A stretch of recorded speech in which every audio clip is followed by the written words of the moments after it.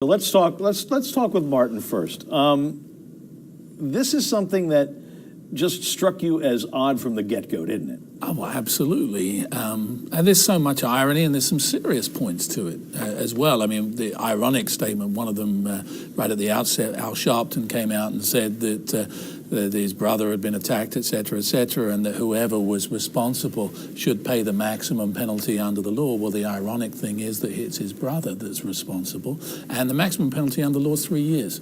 I don't think he should get 3 years, but there's absolutely no way that you can do something, intended or unintended consequence, that's as serious as this. And I don't agree, with Frank about this being, forgotten. Pee Wee Herman, we always remember for certain things, and I think this doing a Smollett will always be remembered. It's one of the most extraordinary episodes I've ever seen, and I'm 53. And it's going to turn into a verb. You're going to Smollett yourself. Oh, yeah. I think that's going to happen soon. Initially, this famous person got the benefit of the doubt, and now he's just reaping the benefits of the other side of it. Yeah, absolutely. I feel bad for him now and what will happen to him in the future. You can't feel bad for the guy. Well, he's sick. He's obviously a sick, I sick don't person. feel bad for him for that. But I think what he did is going to have a chilling effect. These issues of hate crimes are serious, and it's going to be a little bit of a problem. All right, Martin, you're champing at the bit. No. I don't feel bad for the guy at all. We already have some evidence now that he did it because he wanted to raise his profile and get a raise. And frankly, that's more egregious almost than in some political. Very self-serving, yeah.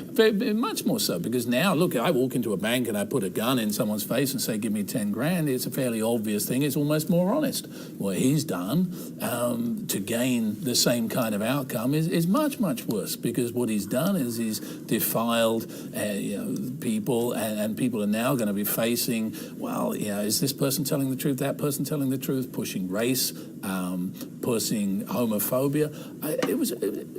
I don't think he woke up and figured all this out. Obviously, he's not that smart. Anybody who pays someone with a check to beat them up That's the amazing thing about this. It's like every time you turn around, there's another knuckleheaded move that comes out. I mean, Chicago is one of the most camera-full towns, and everything. They were a very naive person. Someone who is this famous and who, I did, my requisite research on the interwebs. This guy's got all kinds of quotes about being honest and being intellectually, honest with people and, not wanting to do anything wrong and making 800 grand a series, and that's not enough money. Quite extraordinary. And then getting his hit done on the cheap. A few bucks. The whole thing is incongruous. There is a serious element to it. I mean, I won't lie. The whole thing is incredibly funny on some level, but on another level, it is serious. You are potentially dividing a country. We're already divided enough as it is. We've got this whole thing going on. Half the country thinks that Trump's a maniac. The other half think he's great.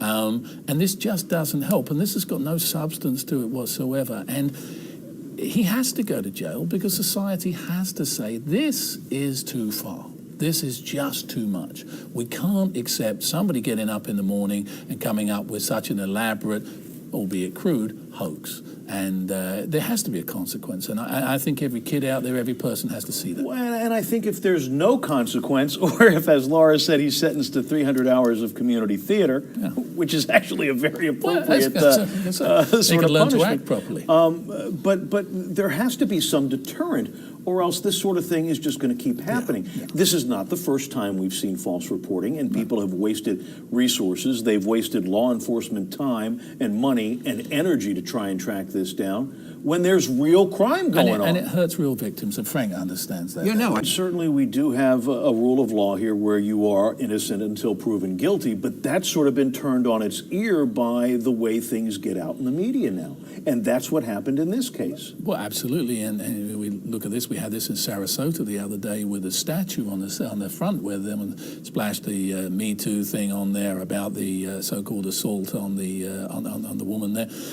Litigating something nearly 75 years later. that's without evidence or without proof either. These things stick. And I hear what Frank's saying about Twitter storms. That's the world we live in, and that's the reality that we live in. And this guy tried to play that.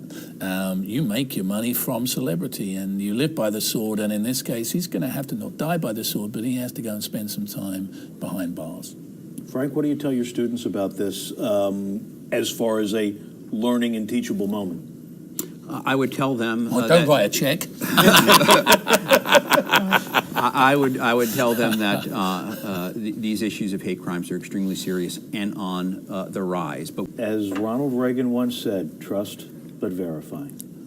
All right, guys, thank you very much. That is Frank Alcock and Martin Hyde, both of them joining us tonight.